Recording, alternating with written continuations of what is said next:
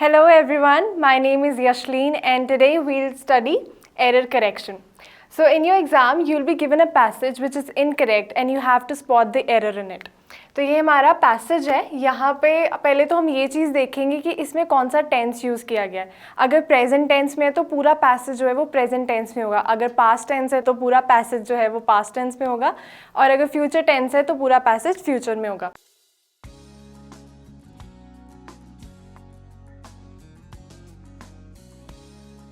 तो हमें first sentence पढ़ते ही ये चीज़ नहीं पता लग जाएगी कि हमारा जो पैसेज है वो पास्ट टेंस में है या कौन से टेंस में. So we have to read at least 2-3 lines and we'll get to know कि कौन सा टेंस चल रहा है. तो हमारा जो पैसेज है वो दिया यहाँ पे एक पैसेज है.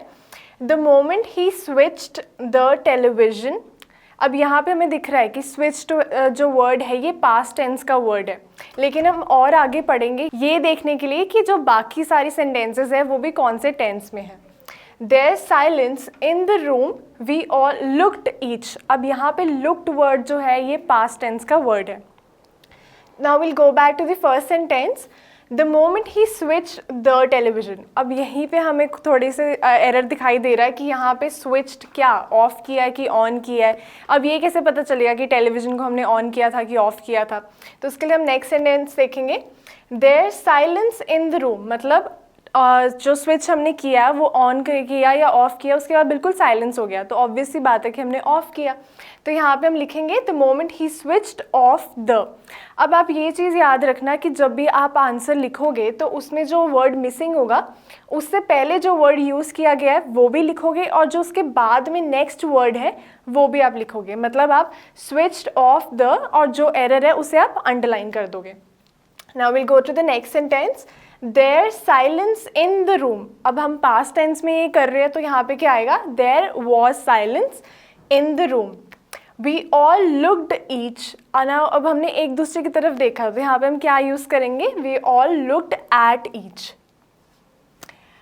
Each other not knowing to react. हमें नहीं पता था हम कैसे रिएक्ट करें, इस सेंटेंस का ये मतलब है. तो we'll use not knowing how to react. He burst out laughing said. अब यहाँ पे he burst out laughing sentence जो है वो कंप्लीट हो रहा है, नेक्स्ट सेंटेंस चल रहा है. तो यहाँ पे उसको कनेक्ट करने के लिए हमने कौन सा वर्ड यूज़ किया है. And he laughing and said how you like it. यहाँ पे हम कौन सा वर्ड यूज़ करेंगे. how do you like it. We felt too scared open our mouths. अब यहाँ पे हमें कुछ एरर लग रहा है. We felt too scared to open our mouth.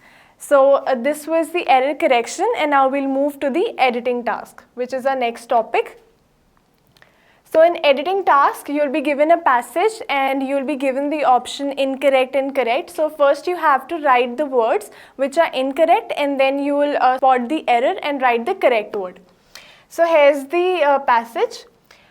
कुट was an hard working squirrel. अब हमें पता है कि an word जो है वो वाउल्स के आगे ही यूज़ किया जाता है, तो ये वाउल तो नहीं है हार्ड वर्किंग. तो यहाँ पे क्या आएगा. और हम एक सिंगल चीज़ के बारे में ही बात कर रहे हैं तो यहाँ पे आएगा अ. पहले तो हमने इनकरेक्ट वर्ड लिखा, उसे हमने अंडरलाइन किया, फिर करेक्ट में हमने जो हमारा करेक्ट वर्ड है जो एरर है वो हम लिखेंगे. Now next she lived. अब हमें ये भी पता चल रहा है कि ये सारा जो पैसेज है ये हमारा पास्ट टेंस में है क्योंकि वॉज वर्ड यूज़ किया गया है, लिव्ड वर्ड यूज़ किया गया है. तो she lived on a tree hole. अब ट्री होल के वो अंदर रहती थी, उसके ऊपर तो नहीं रहती थी होल के. So we'll write in. She was over the impression. अब she was over the impression नहीं आएगा, यहाँ पे ओवर की जगह आएगा under. So we have written under there. She has enough food in store. हमें पता है हमारा पैसेज जो है वो पास्ट टेंस में है तो यहाँ पे हैज़ नहीं आएगा. पास्ट टेंस में क्या होता है हैड.